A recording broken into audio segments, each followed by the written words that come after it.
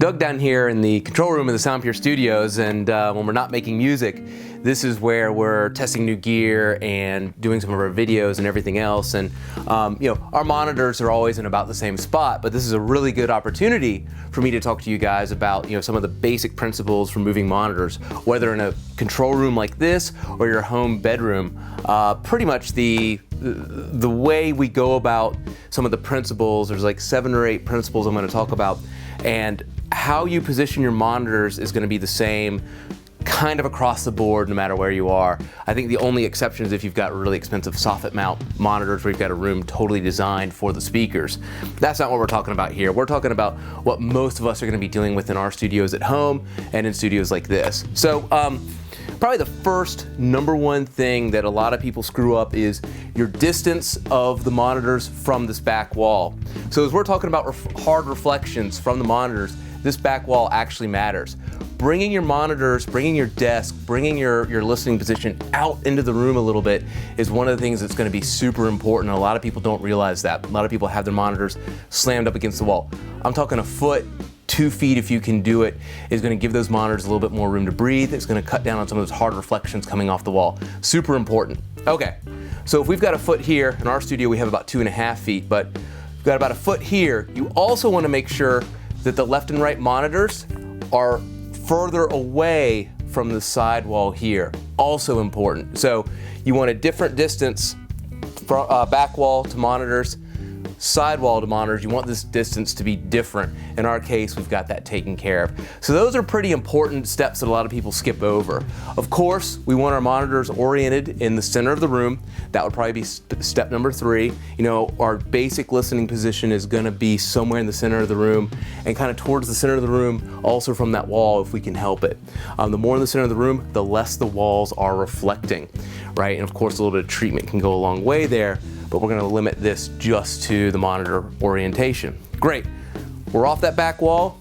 We've got more distance from the sidewall to our monitors. We're now ready to kind of find our sweet spot. Easiest rule of thumb, equilateral triangle. We want the distance from the tweeters, right? In our case, it's about 45 inches. We want the distance from tweeter to tweeter to be the same from the speaker to our listening position. And 45 inches is right here, right where this chair is normally sitting. So that's giving us that equilateral triangle. Each of these distances is the same. So super important. Also, if you're using a metal tape measure, be careful. There's magnets in here. It'll pull it in. So just get close to that area. Don't stick your tape measure in the tweeter. Not good. So equilateral triangle. We've got our sweet spot here. Next important thing, the height of the tweeter is the same height as our ears when we're in our listening position. I'm not going to pull the chair over here, but essentially sit down in your chair, measure from the floor to your ear. You want the height of the tweeter, not the center of the speaker, but the actual tweeter to be at your ear. Those high frequencies are super directional, and so you want them to be at that same level. So equilateral triangle, speakers at the same height as your ear. So I think that's going to be number 4 and 5. Next thing you want to make sure, and this is really important, read the instructions for your monitors. In this case, we've got the Trio 6s here, and we can have them vertical or we can have them horizontal. In the case of the Trios, we actually undo these bolts and we can reorient the tweeter so it's in the right position. Some monitors, no problem to have them sideways. Some monitors will say no, they need to be vertical. So read that and make sure you've got the orientation of your speaker where it needs to be. So that would be, we'll call that point number 6. Point number 7, when you're dealing with monitors, you typically do want to have some kind of foam decoupler on it, especially when you're dealing with hard surfaces. Notice we don't have them. It's because of the height. I'm tall, everybody else is a little bit shorter than me, so we can't have them up any higher because that'll actually interfere with having the tweeters at the right level. So that's actually why we don't here. So for everybody else, this is the right height. For me, this is actually a little bit low, quite honestly. So tweeters at the right height. Keep in mind, we do want to have some kind of, moped, a prime acoustics reduction filter. There's a whole bunch of products out there now that decouple the speaker from your desk and from your hard surfaces. Okay, distances, equilateral triangles, tweeters orientated, the speaker orientated to where it's at your ear level, right? These are all just like real good general principles.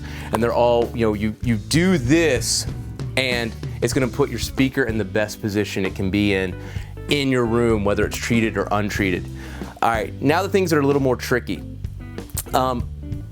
Most speakers, and we'll show a back picture of one of these, have some filters for especially the low end. If you're in a really small room, and sometimes that's just the case, you're in a small room and you find that your speakers are really close to the wall or really close to a corner, that's where we can run into some issues with the low end, where you have this, the bass is swelling, you've got standing waves. You can use some of the electronics to help take care of that. We're looking for a natural flat response from our monitors, and if the room is causing low end buildup, we can use some of the tools on the back of the monitor to help fix that. So don't skip that step, guys, if you're having some issues with that. Great, we're in a room, it's sounding natural, right? This is just a stereo, what I would call like satellites. We're not using a sub right now. We've got this sounding good. Now we can try and tackle a sub. And the subs can be tricky. I've looked at a whole bunch of different ways as the best way to add a subwoofer to your system. One of the ways I came across that I think works really well is put your sub in the listening position, right? My listening position is literally gonna be right here. So I'm gonna put the sub in here. I'm gonna play some music that's got some low end, some kick drums, some bass guitar, some synthesized bass, something where I'm really hearing the subwoofer. I'm now gonna move around the room with that subwoofer playing, and I'm gonna kind of move in that same linear space where my tweeters are, right? So that's gonna be over here, that's gonna be back behind our desk, that's gonna be on the side. And I'm just gonna move around the room until I find a spot where that sub response sounds natural. I'm not looking for a super hyped low end. I'm not looking for, Showtime bass where we're impressing people. I'm looking for a natural response where I'm gonna be able to mix. Once I've found that spot, and again, keeping in mind we want it at the same linear space as the speakers, I can move the sub there, and that's a pretty good starting point for where I need to place the sub in the room. Sometimes it'll be under the desk, sometimes it'll be off to the side. Every room's a little bit different, that's why you gotta experiment. Once I get in that place, I can start to adjust some of the, the high pass frequencies, I can start to adjust the level of the subwoofer and get it dialed in exactly where I want it. Cool, so real quick recap.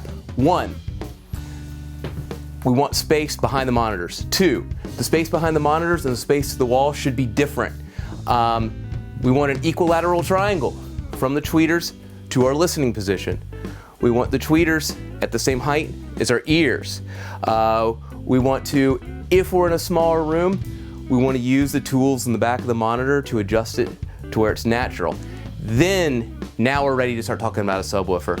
So guys, whether it's in a nice studio like this or in your home project studio, going through these steps and will really ensure that you're getting the best out of your monitors. Of course, adding in some room treatment is the next step to make things really sound good, to really give you that translation and that flat frequency response.